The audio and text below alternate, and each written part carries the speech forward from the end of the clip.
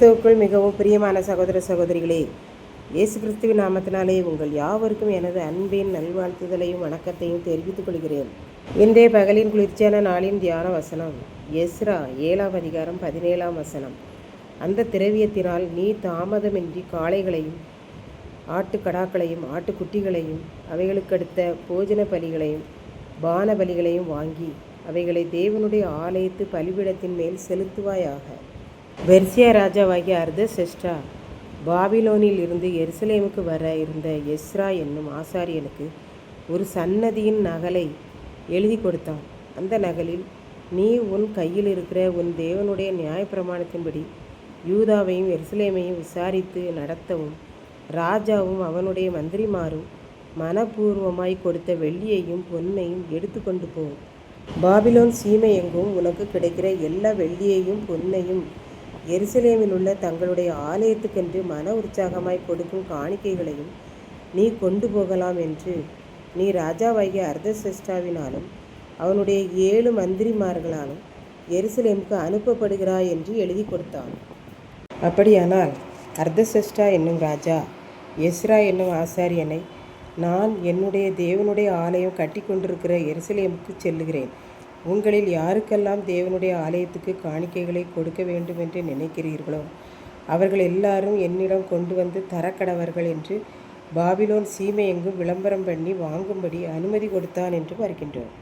மேலும் அர்தசஷ்டா ராஜா எஸ்ரா என்னும் ஆசாரியனுக்கு எழுதி கொடுத்த சன்னதியின் நகலில், உன்னிடம் ஜனங்கள் கொடுத்திருக்கும் திரவியத்தினால் உன் தேவனுடைய ஆலயத்து பலிபீடத்தின் மேல் செலுத்தும்படியாக காளைகளையும் ஆட்டுக்கடாக்களையும் ஆட்டுக்குட்டிகளையும் அவைகளுக்கடுத்த போஜன பலிகளையும் வாங்கி தாமதமில்லாமல் செலுத்துவாயாக என்று எழுதி கொடுத்தார்.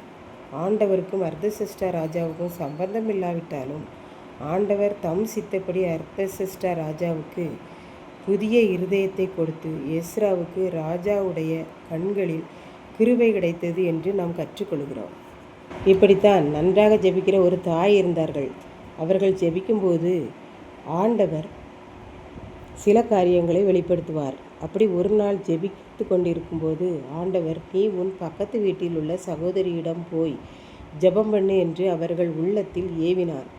அதனால் அவர்கள் தாமதமில்லாமல் பக்கத்து வீட்டிற்கு சென்றார்கள். கதவை தட்டினார்கள்.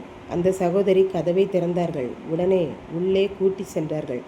கொஞ்ச நேரம் பேசி கொண்டிருந்தார்கள். பின்பு இவர்கள் சொன்னார்கள், நான் என்னுடைய வீட்டில் ஜெபித்து கொண்டிருந்தேன். அப்போது அருகிலுள்ள சகோதரியாகிய உங்களிடம் போய் ஜெபி என்று ஆண்டவர் என்னை உணர்த்தினார். ஏன் அப்படி உணர்த்தினார் என்று எனக்கு தெரியவில்லை என்று சொன்னார்கள். இதை கேட்ட அந்த சகோதரியின் கண்களில் கண்ணீர் தாரை தாரையாக வடிந்தது. அதனால் இவர்கள், ஏன், என்ன ஆச்சு என்று கேட்டார்கள். அதற்கு அந்த சகோதரி, என்னுடைய கணவர் ஒரு குடிகாரர். தினமும் குடித்துவிட்டு வந்து என்னை அடிக்கிறார். இன்றைக்கு சாயங்காலம் நான் வந்து உன்னை அடித்து கொன்று விடுவேன் என்று கூறி சென்றுள்ளார்.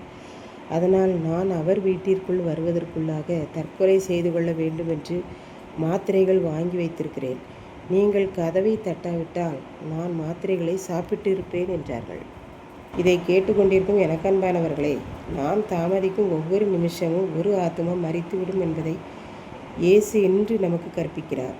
இன்றைக்கும் நாம் இந்த இயேசுவை பற்றிய சுவிசேஷத்தை கூறுவதற்கு தாமதிக்கும் ஒவ்வொரு வினாடியும் அநேக ஆத்மாக்கள் அழிந்து போகிறது.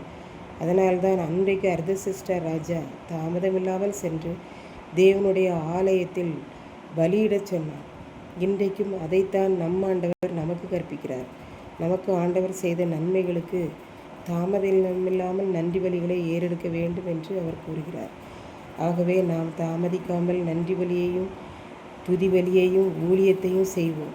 கர்த்தர் தாமே இந்த வார்த்தைகளை ஆசீர்வதிப்பாராக. ஆமென். ஜெபம். அன்பின் ஆண்டவரே, இந்த அருமையான நல்ல நாளுக்காக நன்றியோடு ஸ்தோத்திரிக்கிறேன். இப்பொழுதும் இந்த வார்த்தைகளை கேட்டுக்கொண்டு இருக்கிற ஒவ்வொரு பிள்ளைகளும் தாமதமில்லாமல் உமக்கு நன்றி பலியை ஏறெடுக்கவும் ஆத்ம அறுவடையில் ஈடுபடவும் அருள் தாரும். மீட்பர் இயேசு கிறிஸ்துவின் நாமத்திலே தாழ்மையோடு வேண்டிக் கொள்கிறேன் பிதாவே. ஆமென்.